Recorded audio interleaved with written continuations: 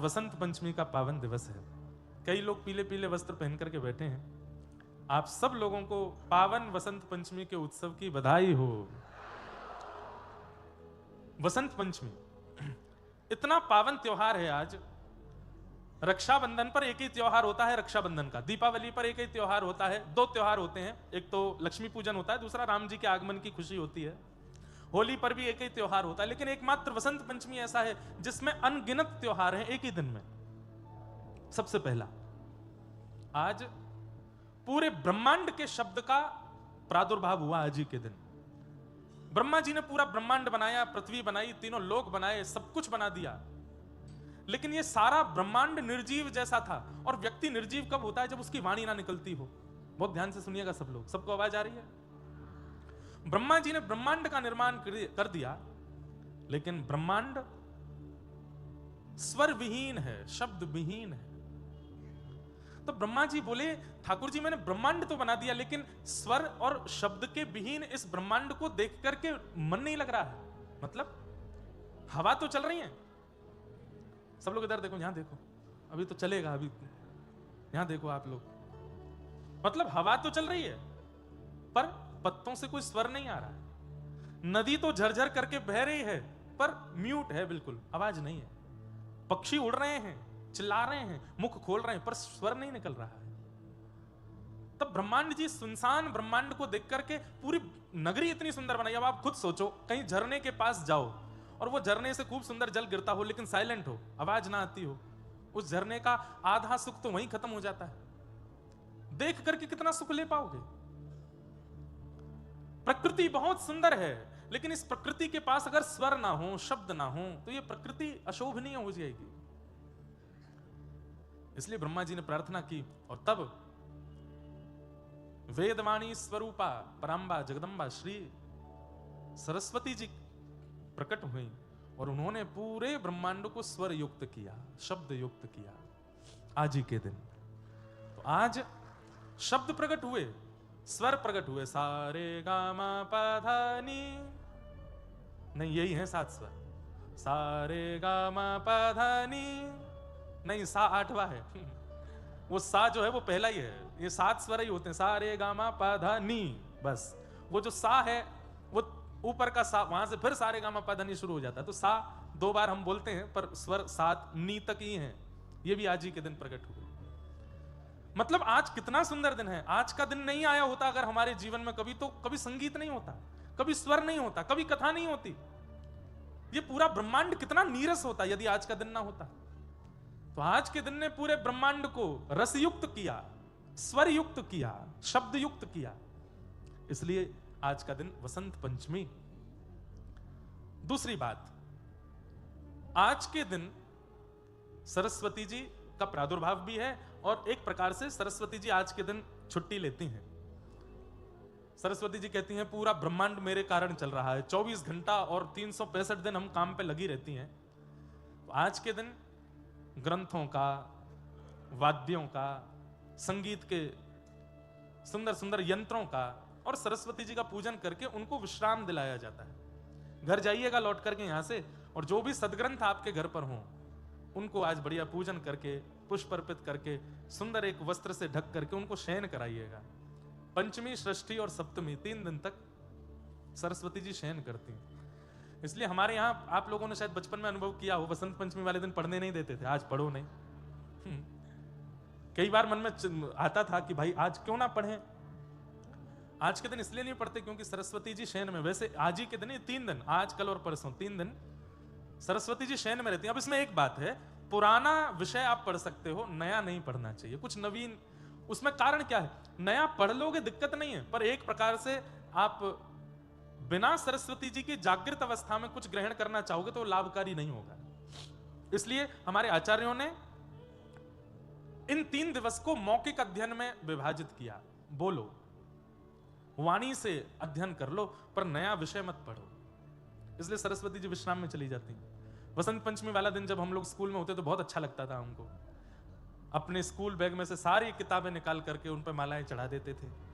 और आज के दिन ना ट्यूशन टीचर पढ़ा सकता है, आज के दिन ना माता जी कह सकती है पढ़ो, पिताजी भी। और जबकि ये एग्जाम का ही टाइम होता था, अब एग्जाम आने वाले कुछ दिन में, आज के दिन हम सरस्वती जी तो क्या छुट्टी मनाती, विद्यार्थी ज्यादा छुट्टी मनाते, संडे से भी अच्छा है।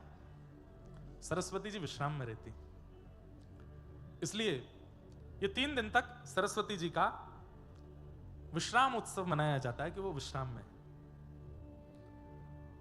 दूसरी बात, आज के दिन यदि कोई व्यक्ति सरस्वती जी से प्रार्थना करे कि हे सरस्वती मैया, आप मेरे कंठ पर, मेरी जिह्वा पर विराजमान होकर के वही कहवाइए, वही बुलवाइए या वही वचन शब्द प्रकट करवाइए जिससे मेरा कल्याण हो, तो हो सकता है कि आज के बाद अनर्गल प्रलाप या जिससे आपका हनन हो, ऐसी वाणी का आप कभी प्रयोग ही ना करो। सरस्वती जी कृपा करती हैं।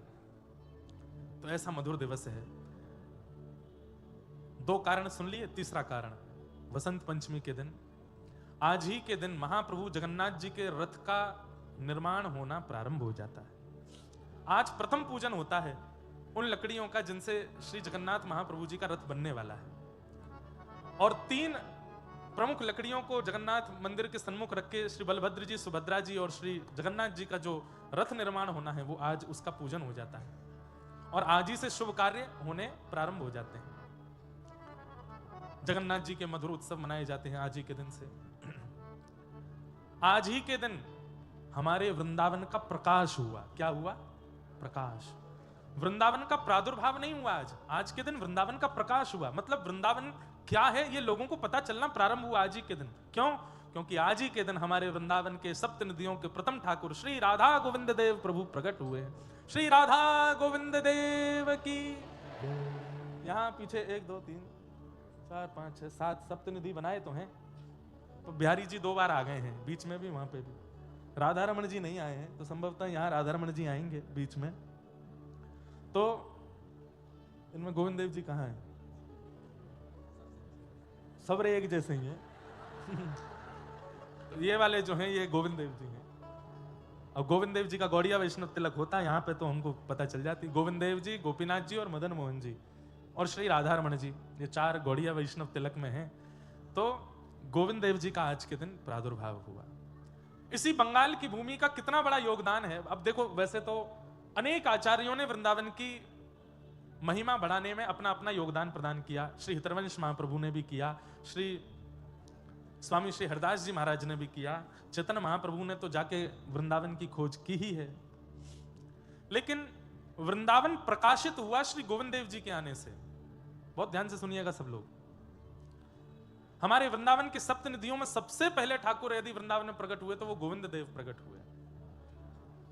कथा आती है श्रीमद् भागवत के महात्म्य में कि जब भगवान के परपौत्र वज्रनाभ आए द्वारिका से वृंदावन, भगवान अपनी लीला पूरी करके चले गए, तो भगवान के परपौत्र वज्रनाभ 16,100 भगवान की पटरानियों को लेकर के वृंदावन आ गए। वे रानियां इतनी व्याकुल रहती थीं कृष्ण विरह में। तब वज्रनाभ ने विचार किया, मैं क्या करूं जिससे मेरी माताओं का शोक दूर हो। ये 24 घंटे ठाकुर जी को याद करती रहती हैं। तब उन्होंने ठाकुर जी के 3 विग्रहों का निर्माण करवाया, गोविंद देव, मदन मोहन और श्री गोपीनाथ। तो जैसे ही गोविंद देव जी प्रकट हुए, माताओं ने घूंघट कर लिया और मानो जैसे ऐसा लगा कि प्रत्यक्ष श्याम सुंदर सामने आ गए। वही गोविंद देव जी कालांतर में भूमिगत हो गए, वृंदावन की भूमि के अंदर विराजमान हो गए। फिर इसी बंगाल की भूमि से, मैं नाम भूल रहा हूं गांव का, श्री रूप सनातन गोस्वामी जी का गांव राम के लिए एक स्थान है पश्चिम बंगाल में। वहां से श्री रूप सनातन गोस्वामी, ये 2 भाई थे और बड़े कुल खानदान में जन्मे। एक राजवंश में नौकरी करते थे, लेकिन बहुत संपत्ति थी इनके पास। श्री चैतन्य महाप्रभु का ऐसा सत्संग प्राप्त हुआ, सब छोड़ करके वृंदावन चले गए। तब श्री रूप गोस्वामी पाद, उन्होंने यमुना तट पर बैठ करके ऐसा भजन किया कि एक दिन रात्रि स्वप्न में छोटे से ग्वारिया बनकर के ठाकुर जी चित्त में आ गए और आकर के मानो इनको स्वप्न में लेकर के गए एक मिट्टी के टीले के ऊपर, और जाकर के मानो आज्ञा करी, मैं यहीं बैठा हूं, मुंह को यहां से निकारो। तब आप सुबह उठ करके उस मिट्टी के टीले को खोजने लगे। तभी एक ग्वारिया बालक ने कहा कि मेरी गैया रोज या टीले पे जाके बिना हाथ लगाए सबरे थनन से दूध निकाल दे। कहां दूध निकाले? उस स्थान को जाकर के जब देखा, मिट्टी को दूर किया, तो वहीं से हमारे ठाकुर जी के प्रथम निधि स्वरूप श्री राधा गोविंद देव प्रभु प्रकट हो गए। आज जयपुर में विराजमान है। मुगलों के आक्रमण के कारण ठाकुर जी ने आज्ञा की कि मोकू यहां से कहीं और लेके चलो। तब ठाकुर जी को जयपुर लेकर के गए और आज भी ठाकुर जी श्री जयपुर में विराजमान है, श्री राधा गोविंद देव प्रभु। तो आज उनका जन्मोत्सव भी है, आज ठाकुर जी का प्राकट्य उत्सव भी है। इसी भाव से श्री राधा गोविंद देव प्रभु के प्राकट्य दिवस की बधाई हो, वृंदावन के प्रकाश उत्सव की बधाई हो। आज के दिन वृंदावन का प्रकाश हुआ, दसों दिशाओं में हवा की तरह बात फैल गई, अरे भैया कहां ठाकुर जी के दर्शन हो रहे हैं, ये त्रिभंग ललित श्याम सुंदर कहां हैं? तब सबने कहा वृंदावन में। तब लोग बागों ने वृंदावन ढूंढ ढूंढ के जाना शुरू किया और श्री राधा गोविंद देव प्रभु के दर्शन किए। तो आज के दिन वृंदावन का प्रकाश हुआ। वसंत पंचमी, गोविंद देव जी प्रकट हुए। और क्या हुआ आज? आज ही के दिन, वसंत पंचमी के दिन, श्री चैतन्य महाप्रभु की परम भार्या विष्णु प्रिया जी का आज के दिन प्रादुर्भाव दिवस भी है। उनको भी बारंबार वंदन। अभी यहाँ बंगाल में आए हैं तो महाप्रभु जी की चर्चा लीलाएं थोड़ी थोड़ी होंगी कथा में।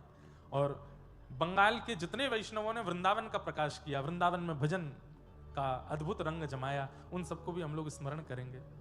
श्री विष्णु प्रिया जी, उनकी भजन की ऐसी सुंदर रीति, लोग बाग माला पर नाम जपते हैं, लोग बाग माला झोली में नाम जपते हैं, आजकल काउंटर पे नाम जपते हैं। मैंने भी एक आध बार ऐसा कहा कि भाई काउंटर में क्या दिखाई देता है? संख्या।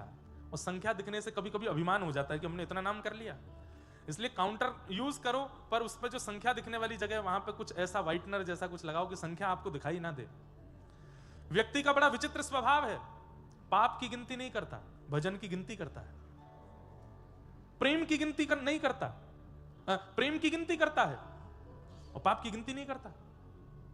मैं सुबह उठने से लेकर के रात्रि सोने तक कितने लोगों का अपमान करता हूं, कितने अनर्गल शब्दों का प्रयोग करता हूं, कितनी गंदी भाषाएं लेता हूं, कितने मन में दुर्विचार लाता हूं, इसकी कोई गिनती नहीं है। लेकिन दिन भर में यदि 5 माला भी की तो वो भी काउंट होनी चाहिए, पता होनी चाहिए कि कितना। नहीं, काउंटर रखी है हाथ में, लेकिन जब जब क्रोध करो तब तब बटन दबाओ, जब जब किसी के साथ कुछ गलत व्यवहार करो बटन दबाओ, जब किसी का अधिकार छीनो तब बटन दबाओ, किसी के हृदय को ठेस पहुंचाओ तब बटन दबाओ। और रात्रि सोने से पहले एक बार उस काउंटर को देखो, नींद नहीं आएगी आपको रात्रि में। क्यों? इतना भजन नहीं कर रहे थे हम दिन भर में जितना हम लोग गलत कर्म करते हैं। तो काउंटर पर नाम जपना है, कोई बुराई नहीं है उसमें। श्रीमद् भागवत जी आज्ञा करती है, तस्मात् केनाप्युपायेन मनः कृष्णे निमेशयेत्। किसी भी उपाय से सही भजन बनना चाहिए, हम उसका विरोध नहीं करते। लेकिन आज जिनका प्रादुर्भाव दिवस है, ऐसी विष्णु प्रिया जी, चैतन्य महाप्रभु की अर्धांगिनी, उनकी भजन की रीति सुनेंगे तो आप लोगों के हो सकता है नेत्र सजल हो जाए। क्या करती हैं महाप्रभु जी? तो सब छोड़ करके जगन्नाथपुरी चले गए। कथा सबको पता होगी कि महाप्रभु जी तो वृंदावन जाना चाहते थे, लेकिन मां की आज्ञा थी कि वृंदावन बहुत दूर है बंगाल से, ऐसी जगह चले जाओ कि कल को अगर मेरे अंतिम समय का क्षण आवे तो तुमको आने में विलंब ना हो। जगन्नाथपुरी भी वृंदावन है, वहां चले जाओ। तो महाप्रभु जी जगन्नाथपुरी चले गए। तब उनकी पत्नी घर छोड़ करके नहीं गई, महाप्रभु जी की अनुपस्थिति में घर का ध्यान रखती हैं, उनकी मां का ध्यान रखती हैं। घर पर नित्य संत आते हैं, वैष्णव आते हैं, ब्राह्मण आते हैं, सबको प्रसाद पवाने की क्रिया करती हैं। लेकिन उनकी भजन की रीति कैसी? आज जितना अन्न घर में बनना है, और बंगाल में प्रथा है कि पूर्ण अन्न चावल है, चावल ही ज्यादा पाते हैं, दाल भात। महाप्रभु जी की भार्या वो एक पात्र में आज जितने चावल बनने उतने चावल के दाने रखती हैं और प्रत्येक चावल को उठाती हैं और नाम जप करती हैं और उसको दूसरे पात्र में धरती जाती हैं, जब तक संपूर्ण चावल जो आज बन। कितने लोगों का प्रसाद बनना है? सैकड़ों तो महात्मा आने वाले हैं, सैकड़ों वैष्णव आने वाले हैं, ठाकुर जी की भोग प्रसादी बनने वाली है। कोई 2-4 मुट्ठी चावल नहीं, परात भर के चावल होती थी। एक एक दाने को उठा करके ठाकुर जी का नाम गुणगान करते हुए उन चावलों पर नाम जप करती, फिर उन चावलों को धो करके सिद्ध करके ठाकुर जी को प्रसाद पवाती। ठाकुर जी के प्रसाद के बाद ठाकुर जी का भोग संतों में वितरण करवाती, माता जी को पवाती, सबको पवाने के बाद जो शेष बचता वो स्वयं पाती। ऐसा भजन विष्णु प्रिया जी का। हम कर सकते हैं ऐसा?